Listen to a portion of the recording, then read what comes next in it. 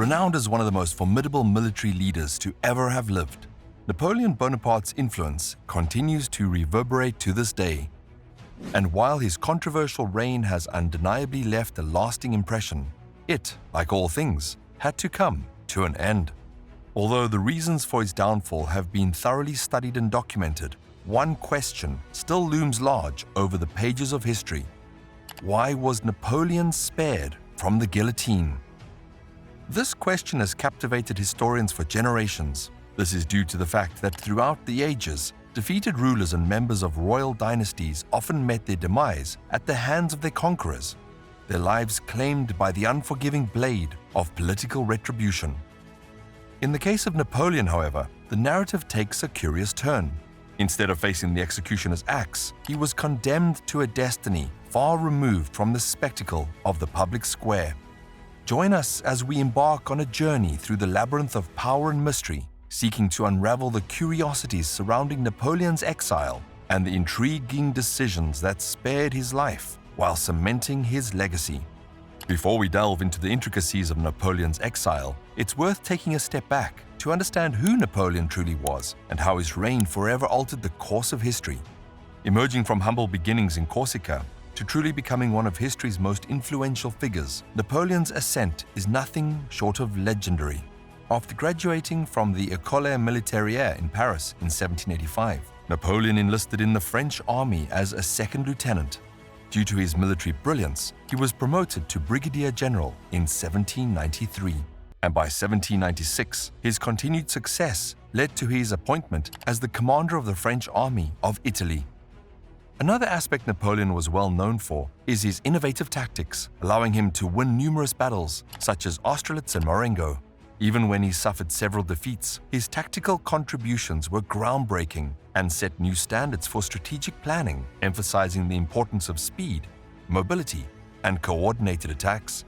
With that being said, the ill-fated 1812 Russian campaign marked a catastrophic turn of events for Napoleon, culminating in the loss of hundreds of thousands of soldiers.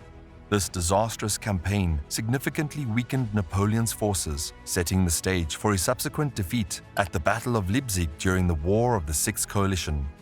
This defeat was a major turning point that ultimately forced Napoleon to surrender and step down from power in 1814. Now that he was no longer emperor, Napoleon faced his first exile to the Mediterranean island of Elba in Tuscany, Italy, in the hopes that he would find it impossible to escape from there. However, it was actually Napoleon himself that once proclaimed, "Impossible is a word to be found only in the dictionary of fools," a mantra that genuinely encapsulated his unyielding determination. As he was known for his ruthless pursuit of his goals, never backing down no matter the obstacle. Knowing this, it's no mystery that in February 1815, Napoleon was able to make a daring escape from Elba, sparking the 100 days of his final reign as France's emperor, during which he was hoping to quench his thirst for power. Upon Napoleon's return to France, hope was sparked among his loyalists, whom he rallied and marched into battle against the Allied powers. This comeback reached its peak at the renowned Battle of Waterloo, where Napoleon confronted the united forces led by the Duke of Wellington and Gebhard Leberecht von Blücher. However, as it's clear by now, excessive ambition and overconfidence doesn't always yield positive results. This is particularly evident in Napoleon's crushing defeat at Waterloo, which was a decisive blow that led to his capture by the British, who were then faced with a crucial question. Should they execute Napoleon or exile him once more? Due to his charismatic personality and influential stature, Napoleon had amassed considerable support in France and beyond. Recognizing this, the British captors believed that his execution could potentially turn him into a martyr, inspiring his followers to resist the restored monarchy in France and the prevailing European order. This is why exiling him to a remote island like St. Helena in the South Atlantic was seen as an effective strategy to remove him from the immediate political landscape and diminish the likelihood of him becoming a symbol of resistance. You might wonder, why St. Helena of all places? Well, it's important to understand this wasn't an arbitrary decision. In fact, the idea of relocating Napoleon to St. Helena was considered as early as July 1815, especially since Elba had proven that it wasn't secure or remote enough to prevent Napoleon from escaping. Lord Liverpool, The British Prime Minister at the time cited two main reasons for choosing St. Helena. First, there was a genuine concern about Napoleon becoming a spectacle in England or Europe. The fear was that public curiosity and even compassion could potentially reignite his influence. Therefore, the Prime Minister believed that the island's remoteness would deter any intrigue and would lead to Napoleon eventually fading from public memory. On top of that, France had already experienced years of political upheaval and social unrest during the French Revolution and the subsequent Napoleonic era. So, with the Bourbon monarchy having been restored following Napoleon's initial defeat in 1814, the Allies sought to prevent further chaos and instability in France and across Europe as a whole. With all that in mind, exiling Napoleon to St. Helena provided a relatively peaceful resolution to the conflict, allowing the Allies to focus on rebuilding and maintaining stability in the aftermath of the wars. It's worth noting that St. Helena, a rather small island measuring just about 10 to 5 miles, must have appeared harsh and desolate to Napoleon, with its steep cliffs and isolated atmosphere. Initially, Napoleon stayed with a friend named William Balcombe for 2 months, which doesn't seem like it was too bad of the experience. However, he was later moved to a nearby Longwood house, always damp and infested with mold. The house was a far cry from the luxurious life Napoleon was accustomed to.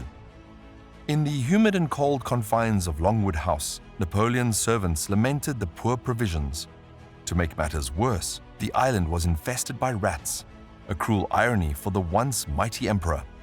Adding insult to injury, political satirists across Europe had a field day poking fun at Napoleon's plight. And then there was Hudson Lowe, a newly appointed British governor who was determined to prevent Napoleon from slipping away as he had done in Elba. Lowe clamped down hard, restricting Napoleon's movements, monitoring his mail, and ordering British officers to keep a constant eye on him. So, as the days turned into months and years, Napoleon's health began to deteriorate. Confined to the isolated island, he battled abdominal pain, constipation, vomiting, and weakness. By February 1821, after 4 grueling years on St. Helena, Napoleon sensed his end drawing near.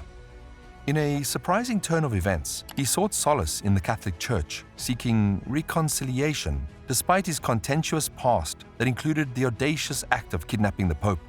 Napoleon confessed his sins, received the final sacraments, and on May 5, 1821, at the age of 51, he drew his last breath, finally putting an end to his tumultuous journey. Not only does Napoleon's time in exile serve as a stark reminder of how power can change and how dreams can fade away, but it also gives us an opportunity to reflect on what truly makes a great leader and how we should contemplate all their achievements and failures in retrospect.